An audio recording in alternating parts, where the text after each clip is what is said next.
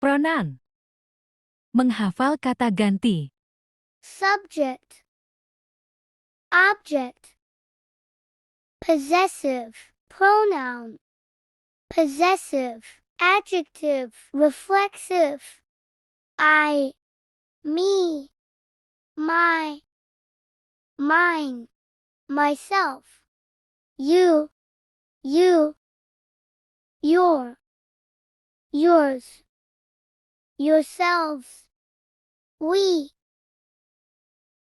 us, our, ours, ourselves, they, them, their, theirs, themselves, he, him, his, himself, she, her,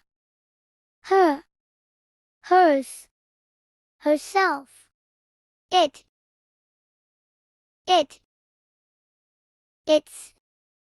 its, itself.